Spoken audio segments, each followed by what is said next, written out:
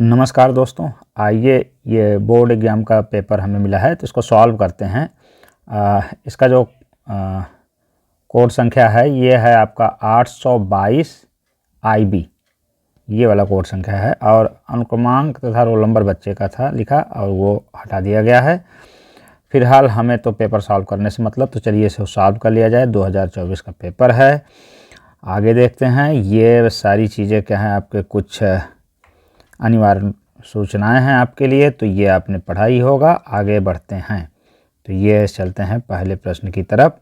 और पहला वाला प्रश्न ये आपको दिखने वाला है, ये देखिए खंड अ। तो खंड अ में मतलब क्या है, बहुविकल्पी टाइप के प्रश्न है, तो इसको देखते हैं। तो ये लिखा है कि हमारे पास लिखा है 65 और 117 के HCF को 65 P माइनस 117 के रूप में व्यक्त किया जाए तो P का मान बताओ। P की वैल्यू पूछ रहा है। बहुत ही इजी है इस प्रश्न।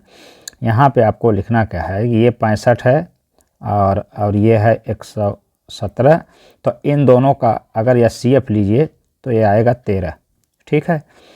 और हमारे पास इन दोनों का HCF एक दूसरे प्रकार से भी इसने दे रखा है। किस तरीके से, ये तो बताओ। अगर हम HCF निकालते हैं, ये आया है और ये दे रखा है, ये भी HCF है, तो इसका मतलब ये दोनों बराबर होंगे। तो ठीक है, तो इसका मतलब हम ये लिख सकते हैं कि 65 P minus 117 this equal to क्या होगा 13 के। चूँकि इधर वाला ये भी HCF है और वो भी HCF, तो दोनों एक ही, इन्हीं दो नंबरों के HCF हैं तो बराबर ही होंगे आपस में। तो दिस इक्वल टू क्या, यहाँ आप कर दिए 65 P, ऐसा ही सही। दिस इक्वल टू 13 और उधर गया तो ये 117 उस तरफ गया तो प्लस में हो जाएगा 117 और इन दोनों को ऐड कर दीजिए तो ये आ जाएगा 130। ठीक है। यह 7 3 10 की 0, हाँ ठीक है, ये 130 आएगा। 65 P, तो दिस 65 है, ये 65 P। तो P की वैल्यू कितनी होगी जी, अगर 130 में क्या है भाग दे दिया जाए 65 से, मतलब 65 से, तो ये आएगा 2। ठीक है। तो P का मान आएगा 2। तो इसका कौन वाला आंसर सही है, ये देखिए सही लगाया है बच्चे ने। ये वाला दूसरा वाला क्या है, सही है। आगे देख लेते हैं। दूसरा नंबर का क्वेश्चन ये है, ये इंग्लिश में लिखा है, वर्जन है इसका, तो हम थोड़ा आगे बढ़ेंगे। ये देखिए दूसरे नंबर का क्वेश्चन हमसे कह रखा है, ये यहाँ पे है दूसरा नंबर का क्वेश्चन। तो ये क्या है कि हमसे कह रहा है 2 tan 45 अंश अपान क्या है 1 + tan स्क्वायर 45 डिग्री। तो ये तो बहुत ही ईजी है। तो आप क्या करिए, tan 45 की वैल्यू 1 होती है, तो आप लिखेंगे 2 × 1, 45 की वैल्यू 1 हो गई। ठीक है। और 2 तो उसके बगल में था ही, तो और नीचे क्या है 1 और प्लस tan 45 नीचे भी है, इसकी वैल्यू 1 होगी। स्क्वायर करेंगे तो भी 1 ही होगा। ये 2 ऊपर होगा, 2 1 का 2 और 1 1 2, और इसको कैंसिल कराइए तो इसकी वैल्यू आएगी 1। इसका मतलब 1 इसका सही है। ये भी बच्चे ने सही लगा रखा है। तो ये क्या है आपका, हाँ C वाला सही है। ठीक है, आगे देख लेते हैं। और ये आपका क्या है, दूसरा क्वेश्चन हो गया। ये तीसरा देख लेते हैं। तो तीसरा यहाँ पे दिख रहा है, ये है क्या 15 18 24 का लसा। तो ये हमने कहा है आपको क्या है, जब वायरल पेपर के नाम पे एक पेपर हमने सॉल्व कराया तो उसमें पहला ही क्वेश्चन हमने कहा है आपको ये बताया था और इसको लगाया 360 होता है। तो फिलहाल अगर करना है तो आप कर लीजिए। तो कैसे आप कर लेंगे, ये 15 है और ये है आपका 18 है और ये आपका 24। तो इसको क्या कर दीजिए, काट दीजिए 2 से। तो ये तो 15 ही रहेगा, 2 9 18 हो जाएगा और ये 12 दूना 24, फिर 2 से ये फिर क्या है, ये 15 ही रहेगा, ये 9 ही रहेगा और ये हो जाएगा 6, फिर 2 से ये 15, ये 9, ये 2 3 6। अब इसको करिए 3 से, तो ये 3 5 15, 3 3 का 9, 3 1 का 3, फिर करिए 3, तो ये 5 रहेगा, ये 1, फिर ये 1 और ये फिर हो गया 5 और ये 1 1 1। ठीक है। तो अब इन सब का कर दीजिए आपस में गुणा। ठीक है। तो गुणा करने के बाद देखिए ये आएगा 360, कर लीजिए ये करना है तो क्या करेंगे, ये हुआ 2 दूनी 4 दूनी 8, 2 दूनी 4 दूनी 8, 8 3 24, ये हुआ 24 और 5 3 15। तो ये हो जाएगा क्या 15 चौका 60 की 0 और 15 दूना 30 और 30 6 36, 360 होगा। तो ये इसका डी वाला आंसर सही है। ये भी क्या है बच्चे का सही है। आगे देख लेते हैं, ये 4 नंबर वाला क्वेश्चन कहाँ है, यहाँ पे है। तो 4 नंबर वाला क्वेश्चन कहाँ दिख रहा है, ये आपको दिख रहा है चौथा, यहाँ पे कह रहा है इसका सरलतम रूप। अरे भाई ये बड़े नंबर लिखे गए हैं, बाकी सरलतम रूप आसानी है। तो इसको थोड़ा सा आपको बड़ा लग रहा होगा, हो सकता है, तो इसको काटने का अच्छा तरीका है कि आप करते क्या कि 144 का कर लीजिए। ये सरल तरीके से, मान लिया आप खोज नहीं पाएंगे तो दिक्कत होता है ना किस नंबर से कटेगा, तो ये ऐसे कर लेना होता है 148 और इसको ऐसे कर दीजिए। ये 2 से डिवीज़न करेंगे तो 2 सत्ते 14 और 2 चौके 8, फिर 2 से काट दीजिए तो 2 तिहाई 6 और 2 सत्ते 14। अब ये हो गया क्या है 37, ये आएगा।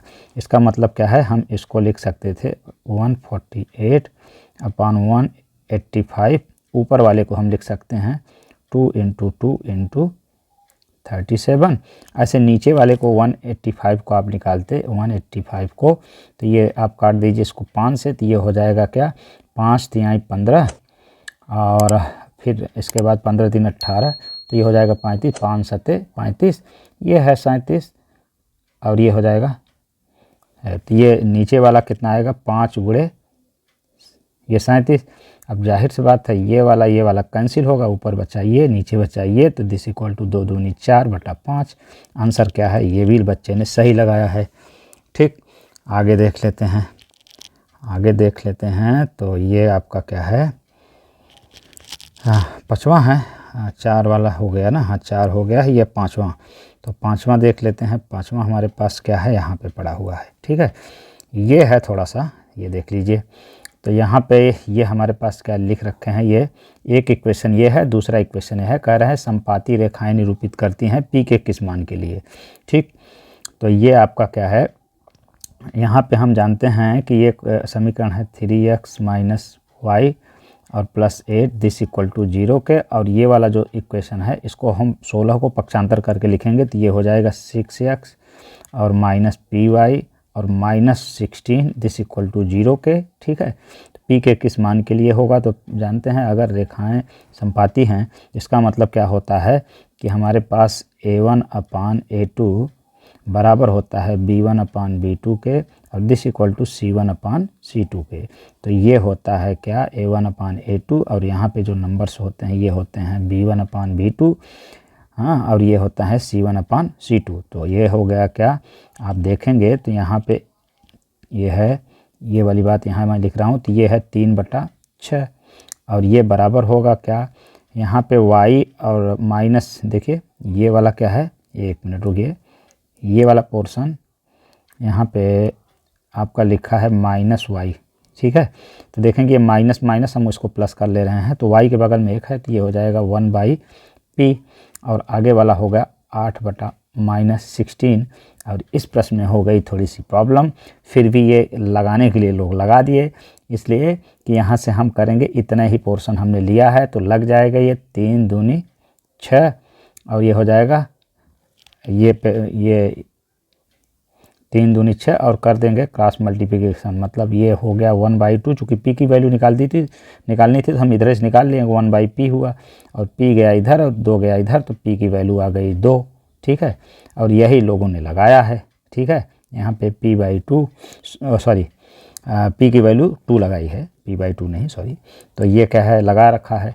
पर एक प्रॉब्लम ये हो गई, अगर इधर से हम निकालें तो भी हमको वैल्यू उतनी ही आनी चाहिए और ये रेखाएं होनी चाहिए थी संपाती।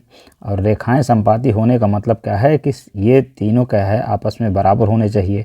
अगर p की वैल्यू हम 2 रखेंगे तो ये 2 तो बराबर हो जाएंगे पर तीसरा बराबर नहीं होता, चूँकि ये क्या है 8 × 8, 8 दूनी 16 और ये आएगा -1/2, ये -1/2 और 1/2 आ रहे हैं पर ये आ जाएगा -1/2 और ये बात हो जाएगी गलत।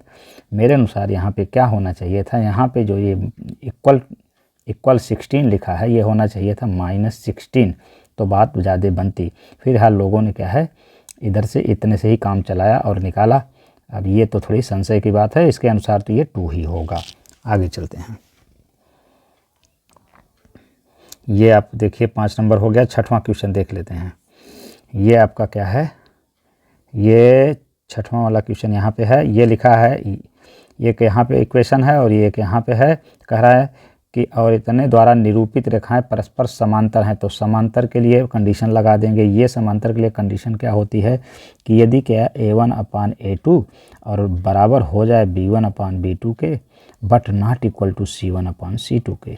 हमसे P का मान पूछ रहा है, ठीक है। तो हमें क्या ले लेना है, यहाँ पे A1/A2 देखिए, तो ये क्या है, A1 की वैल्यू 3 है, यहाँ से A1 B1 C1 मिलेगा और यहाँ से A2 B2 C2 मिलेगा। तो ये हम देखेंगे क्या है, ये 3/2 और इक्वल टू, और यहाँ पे है ये 2P, ठीक है ना। ये 2P किसकी वैल्यू है, B1 की, और यहाँ पे B2 की वैल्यू है 5। हमको निकालना था, आगे का हम कंडीशन नहीं लिखेंगे क्योंकि इतने से ही काम मेरा बन जाने वाला है। तो ये क्या हो जाएगा, यहाँ पे हमारे पास हो गया क्रॉस मल्टीप्लिकेशन करा देंगे, तो ये हो जाने वाला है क्या, 5 तिहाई 15 और 15 बटा ये 2 दूनी, ये इधर कर दीजिए 4, उधर रहने दीजिए P, तो 15/4। तो ये A वाला आंसर इसका सही है, बच्चे ने सही लगाया भी है, ठीक है, 15/4। आगे देख लेते हैं, ये आपका क्या है, 7 नंबर वाला जो क्वेश्चन है उसको देख लेते हैं। आसान है ये भी, ये तो बहुत आसान है। तो ये यहाँ पे देखिए हमारे पास दिया है 15, क्या दिया है, 15 cot थीटा इक्वल टू 8, और पूछ रहा है हमसे साइन थीटा की वैल्यू। फार्मूले से लगा सकते हैं या फिर आप बना लीजिए क्या, समकोण त्रिभुज।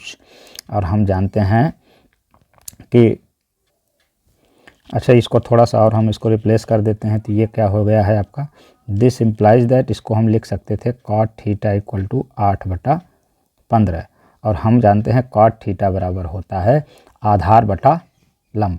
तो आधार ऊपर है, ये 8 है, और लंब कितना है, 15 है, और ये हम निकाल सकते हैं कर्ण, और जब निकालेंगे तो आएगा 17, ठीक है। अब हमसे चाहे जो पूछो सब बताएंगे, साइन नहीं कास भी बताएंगे, जो चाहिए सो। तो साइन थीटा बराबर होता है लंब बटा कर्ण। तो देखिए आप, लंब क्या आपको दिख रहा है 15, और कर्ण क्या दिख रहा है, ये 15 है लंब, और कर्ण क्या है 17, तो ये आएगा 15/17। तो कहाँ है ये वाला, इसका आंसर सही है।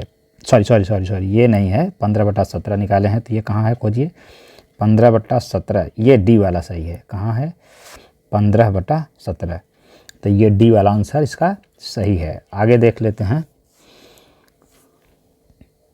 तो आगे 8 नंबर वाला क्वेश्चन कहाँ है, ये यहाँ पे है। ये हमारे पास दिया है कि ABC और XYZ 2 समरूप त्रिभुज हैं। तो A बराबर दिया है और इधर Y बराबर दिया है, C की वैल्यू पूछ रहा है। भाई जी, एक त्रिभुज ये है और दूसरा त्रिभुज ये है, ठीक है। ये दोनों हैं समरूप, एक एक कोण इनके बताए गए हैं। A को कह रहे हैं, मान लीजिए ये A है, ये B है, ये C, ये XYZ है। A की वैल्यू कितनी है, 75 है, और Y की वैल्यू कितनी है, यहाँ पे 57 है। तो जाहिर सी बात हम इसको भी मान लेंगे, ये क्या है 57 होगी। तो दूसरा वाला, इसका ये वाला कोण हम निकाल सकते हैं त्रिभुज के तीनों कोणों के योग से। तो ये हो जाएगा क्या, 75, और ये हुआ 57, ये 2 कोण जोड़ देंगे, C निकालना ही है, तो ये 180 में से घटा देंगे, तो ये होगा 7 5 12 की 2, और ये हो जाएगा 7 5 12, 12 1 13, और ये 180 में से घटाइए, तो 180 में से घटाएंगे, 180 माइनस क्या करिए 132, ये हो जाएगा 10 में से 2 गए 8, और ये 7 में से 3 गए 4, तो 48 डिग्री आना है। कहाँ है, ये वाला आंसर सही है, ठीक है, बी वाला सही था इसका। चले आगे बढ़ते हैं, और हमारे पास क्या है 9 नंबर, ये 8 वाला हम लोगों ने लगाया है, तो हाँ 9 वाला देख लेते हैं। ये कह रहा है कि बिंदु यम के मूल बिंदु से दूरी, तो मूल बिंदु मान लीजिए यहाँ पे है, और मूल बिंदु के निर्देशांक होते हैं 0,0, और कोई बिंदु मान लीजिए यम यहाँ है, इसके निर्देशांक क्या है -3,4 है। इनके बीच की, ये कह रहा है यम की मूल बिंदु से दूरी, बीच की दूरी निकाल लीजिए। Let us suppose that point ये है, पॉइंट बी है, ओके।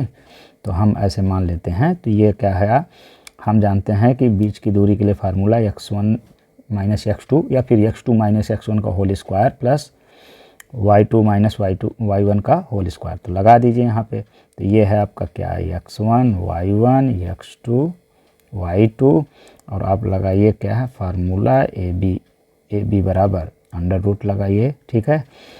तो ये हो जाएगा क्या, x1 तो ये है, तो ये हुआ 0, x1 माइनस x2 कर दे रहे हैं, तो ये माइनस क्या हुआ, ये माइनस से प्लस हो गया, तो ये 3 का होल स्क्वायर, ये प्लस क्या हो जाएगा 0 माइनस 4 का whole square, this equal to ये 3 त्रिक का ये 9, ये 4 चौके 16, ये हो जाएगा under root 25, this equal to 5। ये हो गया आंसर। कहाँ है, 5 होगी। बीच की दूरी कहाँ है, ये है, ये ए वाला सही है, ये बच्चे ने सही लगाया है। ठीक, आगे बढ़ते हैं। 10 नंबर वाला क्वेश्चन देख लेते हैं। बिंदुओं इतने इतने को मिलाने वाले रेखाखंड के मध्य बिंदु के निर्देशांक बताओ। ठीक है, तो हमारे पास मान लीजिए क्या है, एक बिंदु ए है यहाँ पे, और ये बिंदु क्या है, एक कोई है बी यहाँ पे, और यहाँ का निर्देशांक हमारे पास क्या दिया है जी, -2, 6, और यहाँ का दिया है -2, 10। ठीक है, तो कह रहा है बिंदुओं इतने इतने को मिलाने वाले रेखाखंड के मध्य बिंदु का निर्देशांक हमने माना x, हाँ x y है, तो क्या होता है, हम जानते हैं कि x बराबर होगा x1 प्लस x2 अपान 2, और y बराबर क्या होगा y1 प्लस y2 अपान 2। तो वैल्यू रख दीजिए यहाँ पे x1 की वैल्यू, ये इधर से x1 y1, इधर से x2 y2, तो यहाँ पे लिखेंगे x1 की वैल्यू -2, और हमने लिखा है ये -2 के बाद फिर यहाँ पे प्लस हमने लगाया, फिर -2 है x2 की वैल्यू अपान 2, और ये हो जाएगा क्या, अगर करेंगे तो ये हो जाएगा हमारे पास -4 को 2 से भाग देंगे, -2 आएगा। इधर से y निकालेंगे अगर, तो ये आने वाला है हमारे पास कितना, y बराबर आएगा, ये y1 की वैल्यू हमारे पास 6 दिख रही है यहाँ पे, और y2 की वैल्यू हमारे पास दिख रही है 10, तो ये बटे 2, तो ये हुआ 10 6 16, 16 में 2 का भाग देंगे, 8 आएगा। तो आएगा -2, 8, जहाँ हो खोज लीजिए कहाँ है, -2, 8, पहला वाला सही है। मिलते हैं आगे, चलिए आगे चलते हैं। और ये कौन वाला था, ये 10, तो ये 11वां प्रश्न देख लीजिए, इसका 11वां, इसका बहुत इम्पोर्टेंट है। और ये लिखा है हमारे पास क्या कि त्रिभुज ABC में यदि, तो एक त्रिभुज बना लेते हैं। सबसे पहले नाम दिया A, नाम दिया B, और नाम दिया C। ABC में क्या है, AD क्या है, BC के परपेंडिकुलर है। अच्छा, ये ऐसे, तो ये समबाहु त्रिभुज है, याद रखिएगा। तो ये क्या है D, तो परपेंडिकुलर है मतलब लंबवत है, तो 90 डिग्री का कोण बना होगा, और समबाहु त्रिभुज है तो उसके शीर्ष से डाला गया लंब सम्मुख भुजा को 2 बराबर भागों में बांट देगा। अब हम मान के चलते हैं ये तीनों भुजा अगर बराबर थी, समझिएगा ये बराबर है, ये बराबर है, तो क्या यहाँ पे ये जो BC है 2 बराबर भागों में बटा है, इसका मतलब क्या है कि BD बराबर क्या होगा, BD बराबर CD, क्या होगा CD, ये बराबर होंगे। अब हमको लगाना क्या है, AD स्क्वायर का मान निकालना है, तो हम क्या कर देते हैं, ये देखिए, इसको मानेंगे लंब, इसको मानेंगे आधार, और इसको मानेंगे क्या, काट। ठीक है, तो हमारे पास ये क्या हो जाएगा कि हम ये जानते हैं AD की वैल्यू निकालनी है, तो हम जानेंगे, लिखेंगे कि AD स्क्वायर बराबर क्या होगा, लंब का स्क्वायर बराबर होगा काट के स्क्वायर मतलब AB स्क्वायर, और माइनस कर दीजिए इसी में से क्या, ये वाला क्या, BD स्क्वायर। ठीक, और ये पाइथागोरस प्रमेय। ठीक, आगे चलते हैं। अब हम AB स्क्वायर की तो कोई ज़रूरत है नहीं, तो हम AB स्क्वायर की जगह हम लिख सकते हैं, क्योंकि AB, BC और AC सब बराबर हैं। ठीक, और हमको आंसर लाना है सबको CD में। ठीक है, CD में, तो हम लिखते हैं क्या, CD कहाँ मिलेगा, BC वाली भुजा पे, तो हम क्या कर देते हैं, इस AB को चेंज करके हम लिख देते हैं BC स्क्वायर, क्योंकि AB और BC आपस में बराबर हैं, माइनस BD हमारे पास पड़ा हुआ है, तो हम BD को तो ऐसे भी रहने दे रहे हैं, तो ये है आपको क्या, BD, मैं लिख दे रहा हूँ BD, तो ये है आपका BD स्क्वायर। तो इसको हम थोड़ा सा चेंज कर देते हैं, किस तरीके से हम लिख देंगे, यहाँ BC के जगह पे हम लिख सकते हैं, BC की जगह पे हम लिख सकते हैं कि BD प्लस क्या लिख सकते हैं, CD, तो लिख दिया। उधर क्या है हमारे पास BD है, तो BD के स्थान पे हम CD लिख सकते हैं, चूँकि आपस में बराबर हैं, चूँकि हमें CD में आंसर ही लाना है, तो इसलिए ऐसा मैं कर रहा हूँ। तो ये लिख दिया CD स्क्वायर, ये ऐसे ही सही है। यहाँ पे हम ये दिस इक्वल टू क्या लिखेंगे, ये जो बी डी है इसको भी मैं बदल सकता हूँ, सी डी लिख सकता हूँ, तो मैं लिख दिया सी डी, और बगल में सी डी है ही है तो रहने दो, और माइनस सी डी, यहाँ स्क्वायर लगा रहने दो, ये ऊपर लगा है, तो ये क्या है सी डी स्क्वायर है, ये सही है। दिस इक्वल टू इन दोनों को जोड़िए तो ये हुआ 2CD का whole square minus C D square. This equal to ये 2 दूनी 4CD स्क्वायर हुआ और माइनस सी डी स्क्वायर हुआ। 4CD में से एक CD निकल गया तो ये 3CD स्क्वायर बचा। तो आंसर इसका कहाँ है जी, 3CD स्क्वायर जहाँ है खोजिए, ये वाला आंसर इसका सही है 3CD स्क्वायर। ठीक, आशा करते हैं ये समझ पाए होंगे आप। तो आगे बढ़ जाते हैं, ये है 11 नंबर वाला हो गया है। तो ये आपका क्या है कि 12 नंबर वाला क्वेश्चन देख लेते हैं। ये लिखा है आपका कि त्रिभुज ABC के शीर्षों के निर्देशांक क्रमशः 7, 5, 5, 7 और -3, 3 है। यदि BC का मध्य बिंदु D है तो AD की लंबाई, ये भी काफ़ी सरल ही है। हमारे पास कोई त्रिभुज दे रखा है भाई जी, इस प्रकार का त्रिभुज है, नाम है A, नाम है B और नाम है इसका C। इसका निर्देशांक हमारे पास दे रखा है, मानो 7 और 5 है इसका, और इन साहब का क्या निर्देशांक है, इनका है 5 और 7 है। इनका क्या है, ये -3 और 3 है। हमसे कह रहा है यदि BC का मध्य बिंदु D है, ठीक है ना, BC का मध्य बिंदु कोई D है तो D का क्या है हमारे पास, तो ये हमारे पास D है और AD को हम मिला देते हैं, क्योंकि हमको कह रहा है AD की माप बताओ। तो यहाँ का मध्य बिंदु पहले आप लगाइए मध्य बिंदु वाला फार्मूला, तो D का जो निर्देशांक होगा वो क्या होगा, हम जानते हैं वही x1 + x2/2, और आप देख रहे हैं तो ये क्या है 5 है, और ये तो हम करेंगे इसको 5 x1 है और प्लस x2, तो ये माइनस में है तो बल्कि माइनस हो जाएगा, -3/2 ये है। यहाँ का निर्देशांक हम D का निकाल रहे हैं तो ये आएगा क्या, 5 में 3 गए जी 2, 2/2, 2/2 का मतलब ये आएगा 1। तो यहाँ पे आया है क्या 1 और कामा लगाने जा रहे हैं अभी, ये है क्या D, यहाँ पे नाम दे रहा हूँ मैं, इसका इस पॉइंट का नाम D है। अच्छा, दूसरा वाला कितना आएगा y1, तो ये 7 है और क्या है ये +3 हो जाएगा, y1 + y2/2, तो ये 10, 7, 3, 10/2 मतलब ये आएगा 5, तो यहाँ पे आएगा का 5, 1,5 आया है। तो अब इसके बीच की दूरी निकालनी है तो निकाल लेते हैं। तो ये आपका क्या है, A हमको मिला है, A आपका ये है और ये हमारे पास मिला है D। तो A का निर्देशांक आप देख ही रहे हैं 7,5 है और D का आपने निकाला है 1,5 ये निकाला है।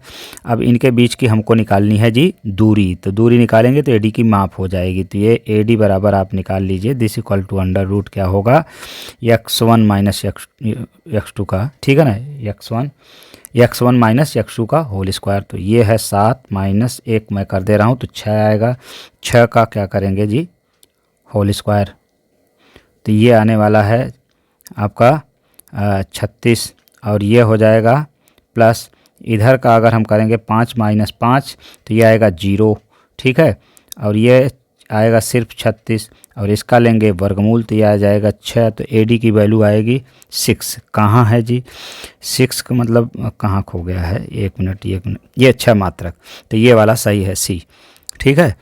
तो यहाँ पे आएगा 6 मात्रक, तो सही है इसका, ये वाला आंसर सही है। तो आगे देख लेते हैं, ये 12 हो गया, तो 13 वाला देखना है तो देख लीजिए। ये हमारे पास लिखा है सेक थीटा, थीटा की वैल्यू पूछ रहा है, तो कह रहा है कि सेक थीटा बराबर 2 है तो थीटा का मान बताइए। तो सेक थीटा का मान अगर 2 है तो हम जानते हैं कि सेक थीटा की वैल्यू कब होती है 2, तो जब थीटा, यहाँ पे थीटा बराबर क्या हो जाएगा जी, ऐसे देखिए, ऐसे लगा दे रहा हूँ मैं, आपको ज़्यादा समझ में आएगा। ऐसे समझिए कि मान लीजिए क्या है, ये है हमारे पास सेक थीटा और ये होता है सेक 60 अंश की वैल्यू होती है 2, तो ये है थीटा बराबर, यहाँ से सीधे आपको दिखेगा 60 डिग्री, ठीक है, ऐसे आप समझिए। और डायरेक्ट याद है तो डायरेक्ट लगाइए। कहाँ है जी, ये है आपका B वाला आंसर सही है।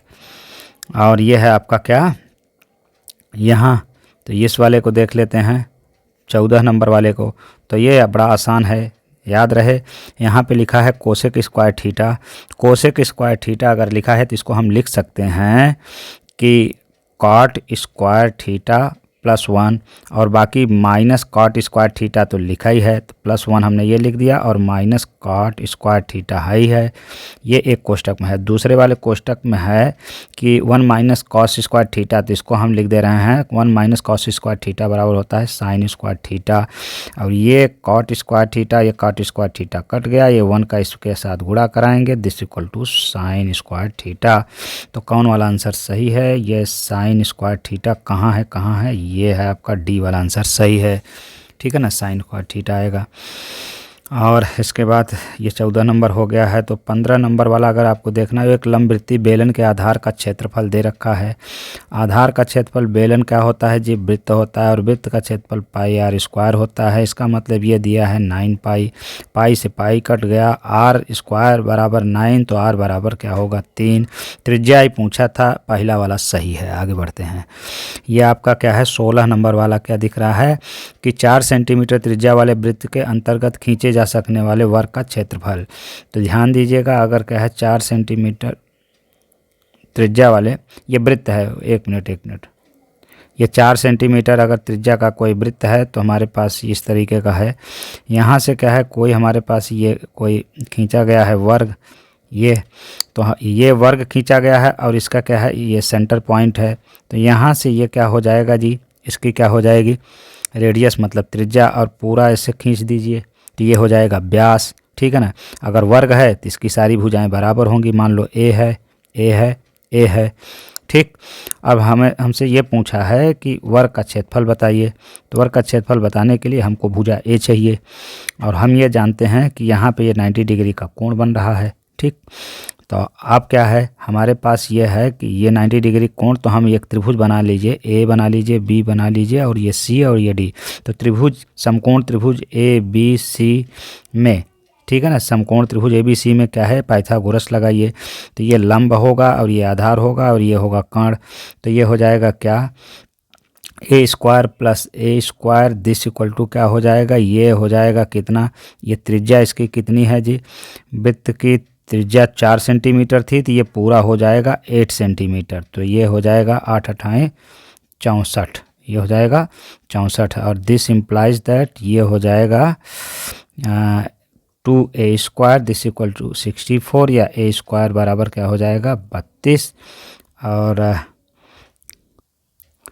तो a स्क्वायर बराबर हमारे पास आया है 32, और हम जानते हैं कि वर्ग का क्षेत्रफल भुजा स्क्वायर होता ही है। तो वर्ग का क्षेत्रफल बराबर भुजा स्क्वायर, और भुजा स्क्वायर बराबर 32 आया है। इसका मतलब इसका आंसर 32 ही है। 32 सेंटीमीटर स्क्वायर जब सेंटीमीटर में है ये, तो बी वाला आंसर इसका सही है। आगे आप देखना है तो देखिए, ये है आपका है 17 नंबर वाला क्वेश्चन।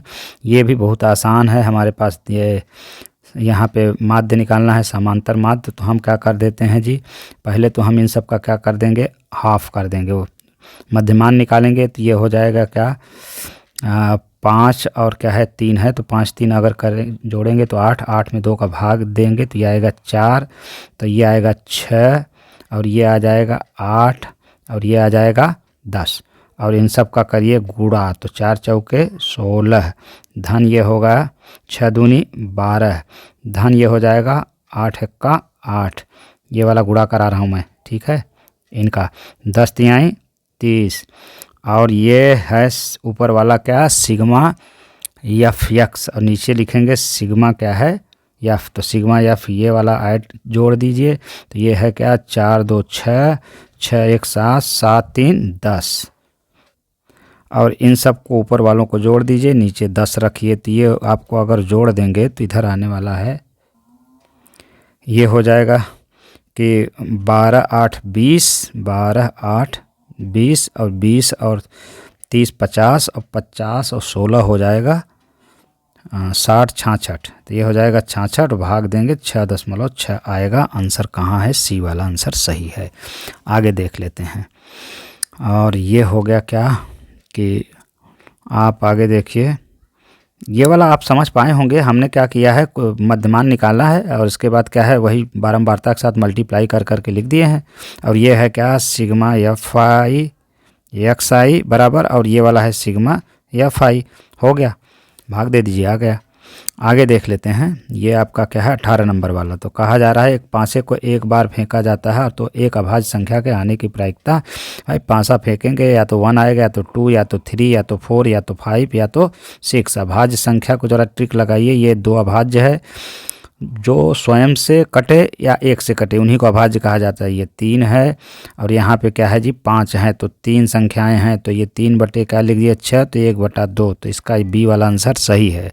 आगे देख लेते हैं, ये 19 वाला क्या कह रहा है हमसे कि यदि किसी आवृत्ति वितरण का माध्य इतना 20.5 था, माध्यिका 21 हो तो उसका बहुलक होगा।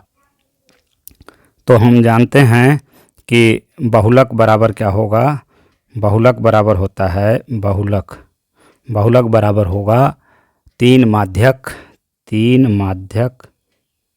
माध्यक मतलब माध्यिका, और इसके बाद -2 माध्य, तो ये हो जाएगा 3 × 21 और ये माइनस हो जाएगा 2 × 20.5, ये हो जाएगा क्या 3 × 3, 3 दूनी 6 और ये हो गया 20.5 दूना क्या हो जाएगा 20 दूना 40, 1 41, ये घटा दीजिए आ जाएगा 3 में से 1 गए 2 और ये 2, तो ये आएगा आंसर इसका 22, ये वाला सही है। ठीक है, आगे देखते हैं, एक और क्वेश्चन बचा है, ये वाला है आपका कि 20 नंबर वाला है कि निम्नलिखित में से कौन सी किसी घटना की प्रायिकता नहीं हो सकती। तो देखिए किसी भी घटना की प्रायिकता 0 और 1 के बीच में ही आती है, तो या तो 0 या तो 1 या तो इसके बीच की होगी। ठीक है, तो इसके क्या है देखिए, ये वाला अगर करेंगे तो ये 1 पॉइंट समथिंग चली जाएगी, इसको अगर डिवीजन कराएंगे तो 1 से ज़्यादा हो जाएगी, और ये वाली बात क्या है गलत हो जाएगी, अर्थात ये नहीं प्रायिकता नहीं हो सकती। तो मतलब ये वाला आंसर सही है, नहीं हो सकती मतलब ये है नहीं होगी, बाकी सारी प्रायिकता है। आशा करते हैं आप कुछ समझ पाए होंगे। हमारे पास अभी और भी क्वेश्चन ये पड़े हुए हैं वर्णात्मक वाले सेक्शन बी, और प्लीज़ कमेंट करिएगा तो हम इनको भी क्या है आपको बता देंगे। तब तक के लिए कि तो फिलहाल हम ऑब्जेक्टिव आपके आज इस वीडियो में करा दे रहे हैं, जो कि वीडियो काफ़ी बड़ा हो गया है। तो मिलते हैं अगले वीडियो में, तब तक के लिए नमस्कार। और प्लीज़ अगर आपको क्या है वर्णात्मक प्रश्न करने हैं तो हमें कमेंट करिएगा, हम आपको ज़रूर बताएंगे। तो धन्यवाद वीडियो देखने के लिए, और प्लीज़ चैनल को सब्सक्राइब और वीडियो को लाइक करना ना भूलिएगा।